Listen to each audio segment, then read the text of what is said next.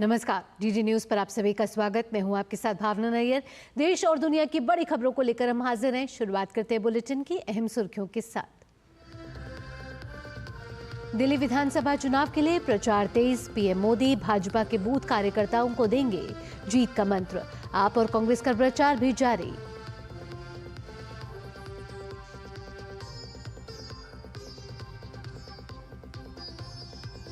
प्रयागराज महाकुंभ में आज योगी कैबिनेट की बैठक। मंत्रियों संग लगाएंगे संगम में डुबकी। अनेक प्रस्तावों पर लगेगी मोहर।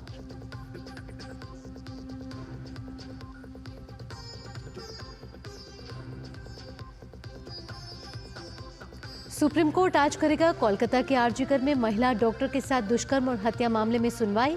पिछले साल अगस्त में सुप्रीम कोर्ट ने मामले का लिया था स्वतः संज्ञान।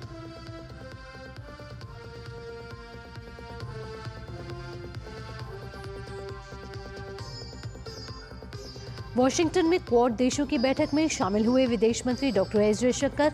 स्वतंत्र, मुक्त और समृद्ध हिंद प्रशांत के आयामों पर हुई चर्चा।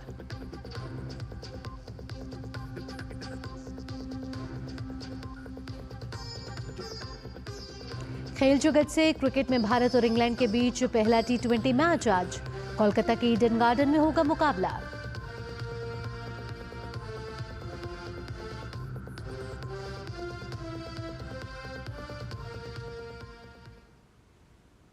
अब खबरें विस्तार से। प्रधानमंत्री और भारतीय जनता पार्टी के वरिष्ठ नेता नरेंद्र मोदी दिल्ली विधानसभा चुनाव प्रचार अभियान के अंतर्गत आज नमो ऐप के माध्यम से भारतीय जनता पार्टी के बूथ स्तर के कार्यकर्ताओं से संवाद करेंगे।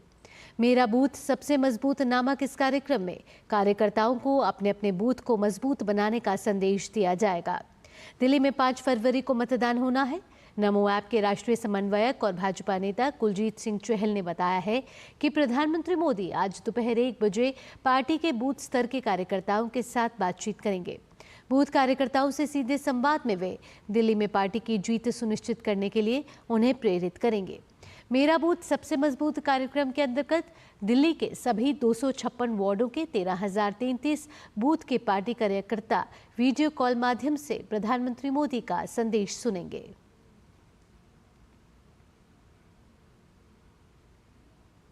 बात अब दिल्ली विधानसभा चुनाव से जुड़ी खबरों की। दिल्ली विधानसभा चुनाव को लेकर कांग्रेस से लेकर आम आदमी पार्टी तक सभी पार्टियां एड़ी चोटी का जोर लगा रही हैं। सभी पार्टियां ताबड़तोड़ प्रचार कर जनता को अपने पक्ष में करने का प्रयास कर रही हैं। लोकसभा के नेता विपक्ष और कांग्रेस नेता राहुल गांधी आज शाम नई दिल्ली के सदर बाजार में जनसभा को संबोधित करेंगे। इसके साथ ही कांग्रेस नेता संदीप दीक्षित ने भी आज सुबह से डोर टू डोर अभियान की शुरुआत की है। संदीप दीक्षित ने ईस्ट के द्वई नगर से लेकर आरके आश्रम लेन तक घर घर जाकर वोट देने की अपील की।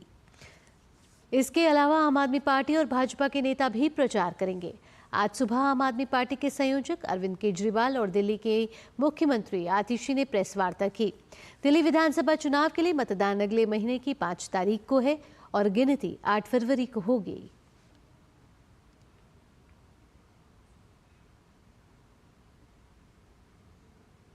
दिल्ली विधानसभा चुनाव में आम आदमी पार्टी शासित पंजाब की आधिकारिक मशीनरी का दुरुपयोग करने का मामला तूल पकड़ता जा रहा है। पहले भाजपा के नई दिल्ली विधानसभा सीट से उम्मीदवार परवेश वर्मा ने अरविंद केजरीवाल पर विधानसभा चुनाव में हार के डर से नई दिल्ली निर्वाचन क्षेत्र में पंजाब की आधिकारिक मशीनरी का दुरुपयोग करने का आरोप लगाया। उन्होंने दावा किया कि अमृतसर के रहने वाले पंजाब सरकार के 2 शिक्षकों को पुलिस ने गिरफ्तार किया है। वर्मा ने साथ ही आरोप लगाया कि पंजाब के पंजीकरण प्लेट वाले हजारों वाहन नई दिल्ली में घूम रहे हैं। पंजाब सरकार के ट्रकों में पानी के डिस्पेंसर, कुर्सियां और अन्य सामान दिल्ली पहुंचाए जा रहे हैं। उन्होंने निर्वाचन आयोग से दिल्ली के चुनावों में पंजाब सरकार द्वारा संसाधनों के दुरुपयोग पर तुरंत रोक लगाने का आग्रह किया।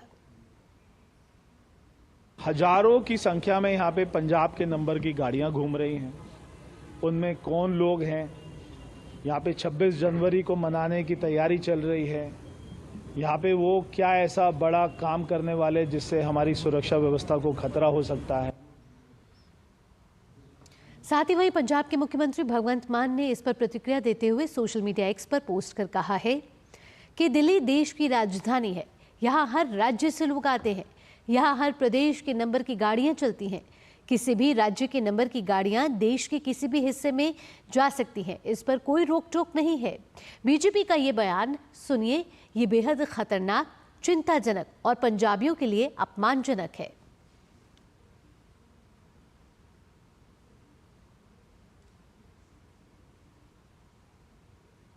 वहीं नई दिल्ली सीट से कांग्रेस के उम्मीदवार संदीप दीक्षित ने भी आम आदमी पार्टी के पंजाब सरकार की गाड़ियों पर सवाल उठा दिया है। उन्होंने कहा कि बीआर कैंप में पंजाब पुलिस की गाड़ियां देखी गई हैं, जो कि सरकारी तंत्र का दुरुपयोग है। आप कर्नाटक से भी आ सकते हैं, आप अंडमान से भी आ सकते हैं, आप बंगाल से भी आ सकते हैं, पंजाब से आ सकते हैं, कहीं से आ सकते हैं। हमारे पास भी हमारे मित्र लोग आए हुए हैं बाहर से जो मदद कर रहे हैं, लेकिन केवल और केवल बाहर के लोग कैंपेन करें, वहां से करें जहां आपकी सरकारें हैं और सरकारी तंत्र का दुरुपयोग करें। आप पंजाब पुलिस की गाड़ियां आपको एस्कॉर्ट करें, ये कौन सी राजनीति है भाई? यहाँ तो बिल्कुल अलाउड नहीं है, ये तो दुरुपयोग है सीधे सीधे किसी भी सरकारी तंत्र का। और उसी बारे में मैंने पहले भी कंप्लेंट की थी, फिर भी मैं बार बार कह रहा हूं उनको कि भाई इसकी तहकीकात की जाए। और इस वक्त बड़ी खबर आ रही है, उत्तर कन्नड़ जिले के यलापुर के पास एक भीषण सड़क हादसा हुआ है और इस भीषण सड़क हादसे में 14 लोगों की मौत बताई जा रही है। ये दुर्घटना आपको बता दें, आज सुबह यल्लापुर तालुक के गुलापुरा में राष्ट्रीय राजमार्ग 63 पर एक सब्जी लॉरी के पलट जाने से हुई है और 15 से ज्यादा लोग इसमें घायल हुए हैं। आपको साथ ही बता दें कि सुबह कोहरे के कारण मौसम बिगड़ा और सब्जियों से लदी लॉरी चालक का नियंत्रण खो गया और सड़क के किनारे ये लॉरी जा गिरी। मृतक सावनूर और आसपास के इलाके के थे। घायलों को हुबली के किमस अस्पताल में भर्ती कराया गया है। मुख्यमंत्री सिद्धारमैया ने हादसे पर दुख व्यक्त किया है। साथ ही इस हादसे में जो मृत लोग हैं उनके परिवारजनों से संवेदना भी व्यक्त की है। 14 लोगों की मौत सुनकर उन्होंने कहा है कि बहुत दुख हुआ है। उन्होंने कहा कि सरकार से ओर से मृतकों के परिजनों को उचित मुआवजा दिया जाएगा। ये तस्वीरें आपके सामने हैं, जहां उत्तर कन्नड़ जिले के यल्लापुर के पास एक भीषण सड़क हादसा हुआ है। सुबह सुबह ये हादसा हुआ है। तस्वीरें बता रही हैं कि हादसा कितना भीषण था। लॉरी पलट गई, 14 लोगों के मारे जाने की खबर आ रही है। साथ ही साथ 15 लोग घायल भी बताए जा रहे हैं। मुख्यमंत्री सिद्धारमैया ने भी इस पूरे हादसे पर दुख व्यक्त किया है। साथ ही साथ यह आश्वासन भी दिया है कि मृतकों के परिवार के प्रति उन्होंने संवेदना व्यक्त की है और कहा है कि हर मदद पहुंचाई जाएगी। सावनूर और आसपास के इलाके के सब्जी व्यापारी इसमें मुख्यतः रूप पर मृतक बताए जा रहे हैं। साथ ही आपको बता दें कि 15 लोग अभी घायल हैं, जिनका इलाज पास के अस्पताल में चल रहा है। और ये हादसा सुबह कोहरे का मौसम खराब होने के कारण सब्जियों से लदी जो ये लॉरी थी वो अपना नियंत्रण खो बैठी और पलट गई और सड़क के किनारे जा गिरी। यहाँ सावनूर और आसपास के इलाके के सब्जी बेचने वाले लोग थे जो सबसे ज़्यादा इससे प्रभावित हुए और उनके सबसे ज़्यादा मारे जाने की खबर आ रही है। ये हादसा गुल्लापुरा में राष्ट्रीय राजमार्ग 63 पर एक सब्जी लॉरी के पलट जाने से हुआ है। और आगे भी आपको इससे जुड़ी हर एक अपडेट हम आपको पहुंचाते रहेंगे, लेकिन रुकने एक छोटे से ब्रेक के लिए। ब्रेक के बाद खबर होगी दिव्य भव्य महाकुंभ से जुड़ी हुई।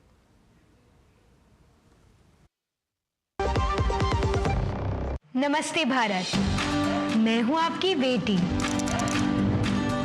Thank you. 10 साल पहले आपने मुझको एक गिफ्ट दिया था।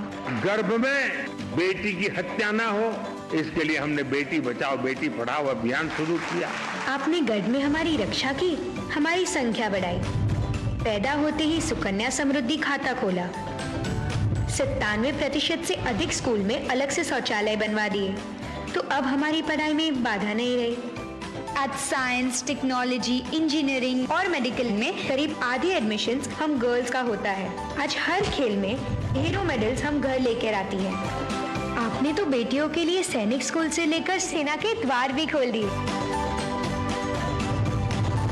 बेटी बचाओ बेटी पढ़ाओ अभियान का एक दशक हमारा दशक।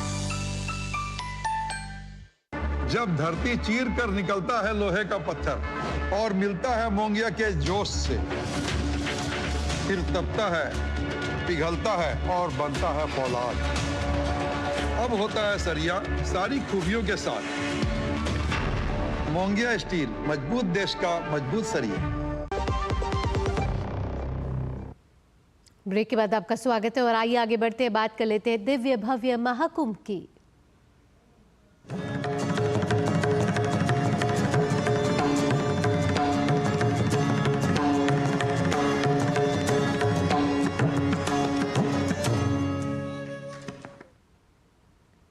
उत्तर प्रदेश के मुख्यमंत्री योगी आदित्यनाथ की अध्यक्षता में आज प्रयागराज में राज्य मंत्रिमंडल की विशेष बैठक शुरू हो चुकी है।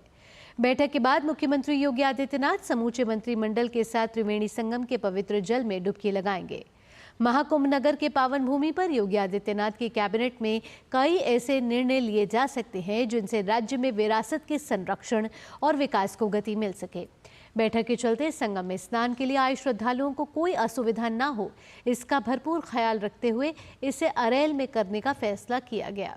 बैठक में कई प्रस्तावों पर मोहर लग सकती है, जिसमें प्रयागराज और वाराणसी को मिलाकर नई विकास इकाई या धार्मिक नगरी बनाने का प्रस्ताव रखा जा सकता है।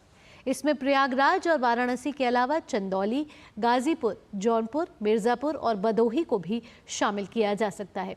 इससे धार्मिक पर्यटन को बढ़ावा मिलने के साथ क्षेत्र के विकास और स्थानीय लोगों को रोजगार मिलने की बात कही जा रही है। बुंदेलखंड एक्सप्रेसवे के विस्तार के प्रस्ताव के तहत चित्रकूट से 12 तक नए लिंक एक्सप्रेसवे का प्रस्ताव को यूपी कैबिनेट हरी झंडी दे सकता है, जिससे बुंदेलखंड एक्सप्रेसवे का विस्तार प्रयागराज तक हो जाएगा।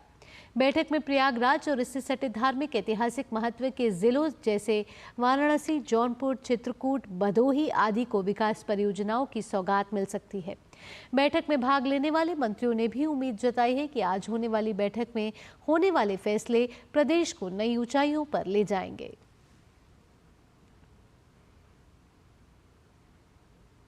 और वहीं 29 जनवरी को मौनी अमावस्या है।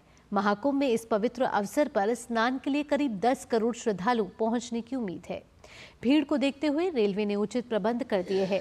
मौनी अमावस्या के दिन रेलवे प्रयागराज क्षेत्र के विभिन्न रेलवे स्टेशनों से श्रद्धालुओं और तीर्थयात्रियों की सुविधा के लिए 150 से अधिक विशेष ट्रेनें चलाई जाएंगी। रेलवे ने कुल 400 से अधिक मेला स्पेशल रेलगाड़ियां चलाने की योजना बनाई है। रेलवे ने यात्रियों से अपील की है कि वे अपने गंतव्य की ओर जाने के लिए निर्धारित की गई रेलवे स्टेशनों से ही यात्रा करें। यात्रियों के लिए आवश्यक सुविधाओं का विस्तार करने के लिए मेडिकल, रेलवे सुरक्षा बल और रेलवे के वाणिज्य विभाग की टीम योजनाबद्ध तरीके से काम कर रही है।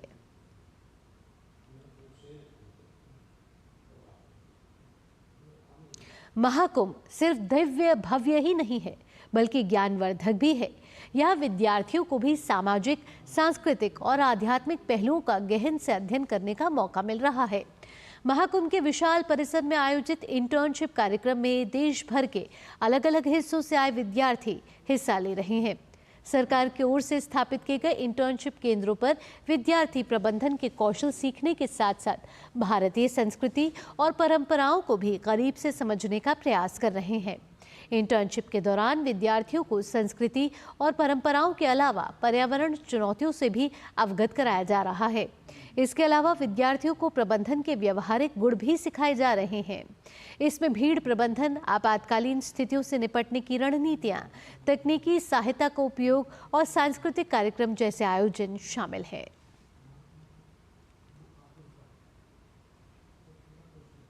महाकुंभ को श्रद्धालुओं के लिए यादगार अनुभव बनाने के लिए कई राष्ट्रीय और अंतर्राष्ट्रीय संगठन एक साथ आ रहे हैं। इनमें से एक संगठन इस्कॉन यह सुनिश्चित कर रहा है कि कोई भी श्रद्धालु भूखा न रहे, क्योंकि वे अपने मेगा रसोई के माध्यम से प्रतिदिन 1 लाख से अधिक श्रद्धालुओं को निःशुल्क भोजन परोस रहे हैं। पवित्र स्नान के लिए हर रोज हजारों श्रद्धालु त्रिवेणी संगम की ओर रुख करते हैं, ये सुनिश्चित करने के लिए कि कोई भी श्रद्धालु भूखा न रहे। कई संगठन निःशुल्क भोजन या प्रसाद परोसने के लिए एक साथ आए हैं। इन संगठनों में से एक है इस्कॉन, जिसने प्रतिदिन 1 लाख से अधिक श्रद्धालुओं को भोजन परोसने के लिए 3 मेगा रसोई स्थापित की हैं। जब एक दिन में 1 लाख श्रद्धालुओं को खिलाने की जिम्मेदारी हो तो तस्वीर कुछ इस तरह होती है। यहाँ पर है हम महाप्रसाद सेवा किचन में, जहाँ पर इस्कॉन द्वारा ये मेगा किचन इस्टेब्लिश किया गया है और हम यहाँ पर देख सकते हैं कि किस तरह से दूर देश से, पूरे देश से जो महिला श्रद्धालु हैं, जो सेवक है, वो यहाँ पर आए हैं। सब्जी काटने का काम इस वक्त यहाँ पर चल रहा है, क्योंकि एक अनुमान ये है कि करीब 1 लाख लोगों को, 1 लाख श्रद्धालुओं को रोजाना यहाँ पर इस्कॉन किचन में खिलाया जा रहा है। और ये किचन भी कई मायनों में बेहद खास है।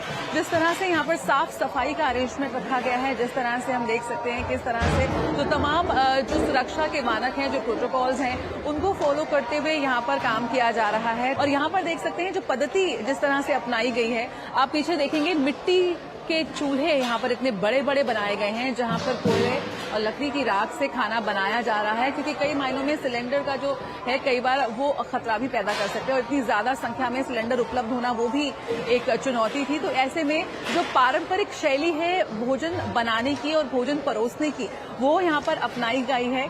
और हम देख सकते हैं कि बहुत ही शानदार तरीके से इस किचन को लगातार दिन रात चलाया जा रहा है। जब भोग की बात आती है, आस्था का ये महासंगम है, महाकुंभ 2025, तो ऐसे में मीठा बनता है। तो कोशिश की जाती है कि जो भगवान का जो भोग है वो यहाँ पर श्रद्धालुओं को भी दिया जाए।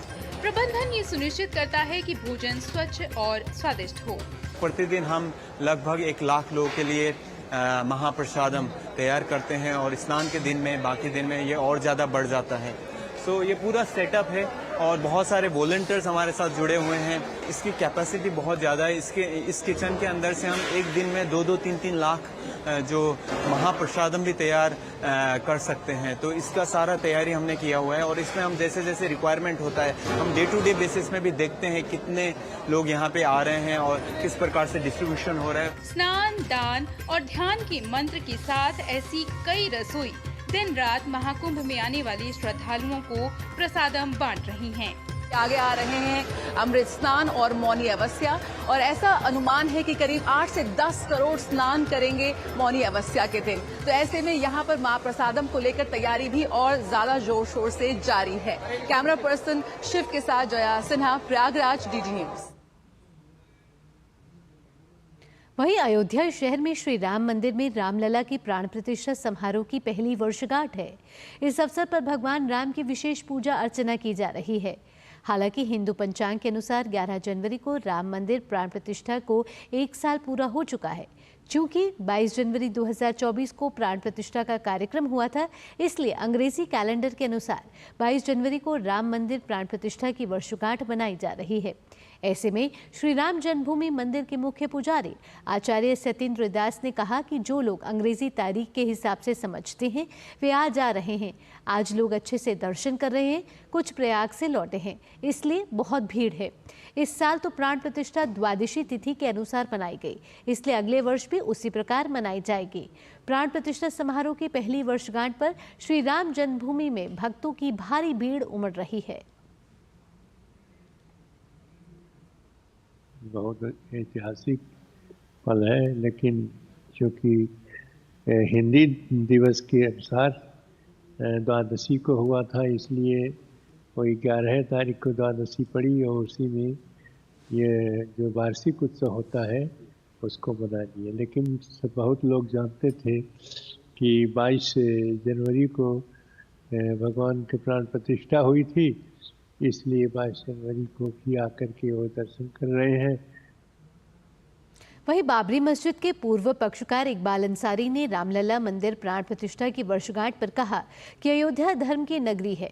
यहाँ हर जाति, हर धर्म के देवी देवता मौजूद है और सभी धर्म के लोगों को मिलकर रहना चाहिए। हम हर देवी देवता का सम्मान करते हैं, भगवान राम का भी सम्मान करते हैं। हम भी आज के दिन वहाँ गए थे, सभी का साथ था और उस वक्त जो है भाईचारा था और साथ साथ दर्शन था। लोग उससे जो है भगवान के बताए हुए रास्ते पे लोग चलें। और अयोध्या में हनुमान जी का मंदिर है, सरजू नदी है और सारे देवी देवताओं का यहाँ एक जो है मंदिर है। करोड़ों की संख्या में लोग अयोध्या में जो है आए गए और आते ही रहते हैं। आज भी बहुत भीड़ है। आज 22 तारीख है, सबके लिए आज बहुत खास दिन है और लोग जो है आवें अयोध्या और भगवान के बताए हुए रास्ते पे चलें। बेटी बचाओ बेटी पढ़ाओ अभियान को 10 साल पूरे हो गए हैं। इस मौके पर प्रधानमंत्री नरेंद्र मोदी ने अभियान को एक पहल बनाने के लिए देशवासियों की प्रशंसा की है। पीएम मोदी ने सोशल मीडिया प्लेटफॉर्म एक्स पर लिखा है कि आज हम बेटी बचाओ बेटी पढ़ाओ अभियान के 10 साल पूरे होने का जश्न मना रहे हैं। पिछले एक दशक से ये लोगों की तरफ से संचालित एक परिवर्तनकारी पहल बन गई है और इसने सभी क्षेत्रों के लोगों की भागीदारी को आकर्षित किया है। पीएम मोदी ने अपनी पोस्ट में लिखा कि विभिन्न सामुदायिक सेवा संस्थान और लोगों के समर्पित प्रयास की वजह से बेटी बचाओ बेटी पढ़ाओ योजना ने शानदार उपलब्धि हासिल की है।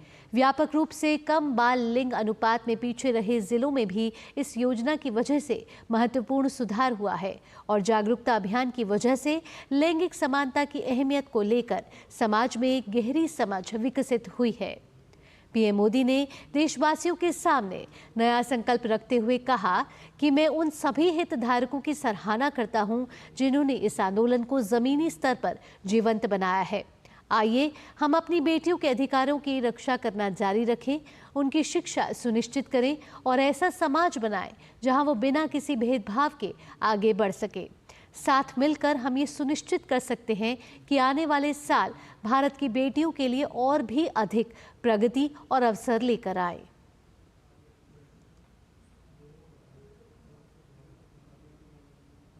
और आइए देखते हैं बेटी बचाओ बेटी पढ़ाओ अभियान पर ये खास वीडियो। नमस्ते भारत, मैं हूं आपकी बेटी। Thank you. 10 साल पहले आपने मुझको एक गिफ्ट दिया था।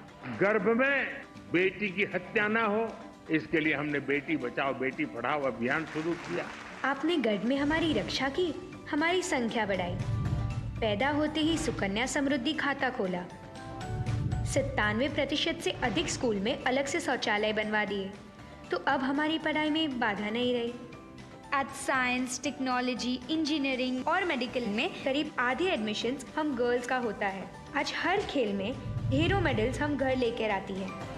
आपने तो बेटियों के लिए सैनिक स्कूल से लेकर सेना के द्वार भी खोल दिए। बेटी बचाओ बेटी पढ़ाओ अभियान का एक दशक हमारा दशक। इसके साथ ही बेटियों के लिए शिक्षा और सशक्तिकरण को प्राथमिकता देते हुए सुकन्या समृद्धि योजना के आज 10 वर्ष पूर्ण हो रहे हैं। योजना के तहत नवंबर 2024 तक 4 करोड़ 10 लाख से अधिक खाते खोले जा चुके हैं, जो लोगों की बढ़ती जागरूकता का प्रमाण है। देश में लाखों बेटियों के सपनों को साकार करने और उन्हें सशक्त बनाने के उद्देश्य से शुरू की गई सुकन्या समृद्धि योजना सफलतापूर्वक अपने 10 वर्ष पूरे कर चुकी है। बेटियों की आकांक्षाओं को पोषित करने के लिए सरकार की अटूट प्रतिबद्धता को दर्शाते हुए प्रधानमंत्री नरेंद्र मोदी द्वारा बेटी बचाओ बेटी पढ़ाओ अभियान के हिस्से के रूप में 22 जनवरी 2015 को सुकन्या समृद्धि योजना शुरू की गई। वित्तीय सुरक्षा और सामाजिक सशक्तिकरण के समावेश के साथ पिछले एक दशक में योजना काफी असरदार रही है।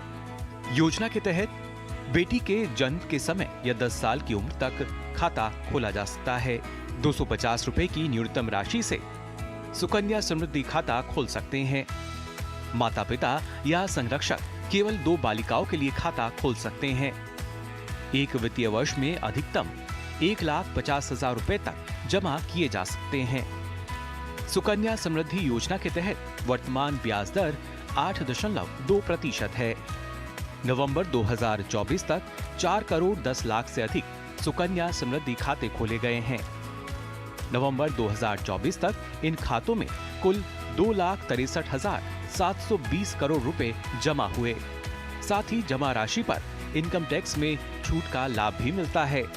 इसके अलावा खाते में रकम खाता खोलने की तारीख से 15 वर्ष पूर्ण होने तक जमा की जा सकती है और खाता खोलने की तारीख से 21 वर्ष पूर्ण होने पर खाता परिपक्व होता है।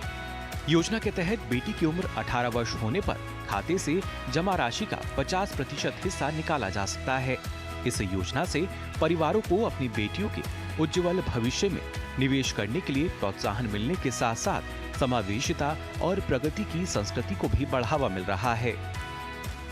इसका जन्म होते ही मैंने प्रधानमंत्री की सुकन्या समृद्धि योजना ले ली थी।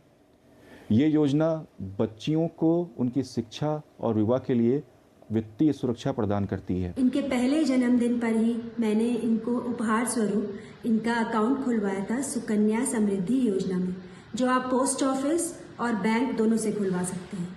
ये हमारे माननीय प्रधानमंत्री जी नरेंद्र मोदी जी द्वारा देश की लाडली बेटियों के लिए एक बहुत बड़ा तोहफा है।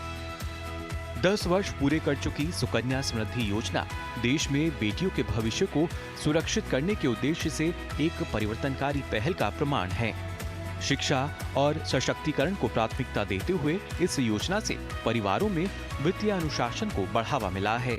साथ ही खाता खोलने में लगातार हो रही वृद्धि लोगों में बढ़ती जागरूकता और स्वीकृति का संकेत है।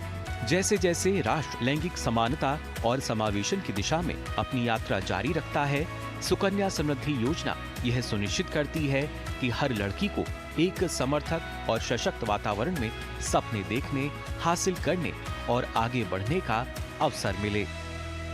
Bureau report, DD news. इसी के साथ इस बुलेटिन में इतना ही। देश और दुनिया की बाकी खबरों के लिए आप जुड़े रहिए डीडी न्यूज के साथ। फिलहाल के लिए मुझे दीजिए अनुमति। नमस्कार।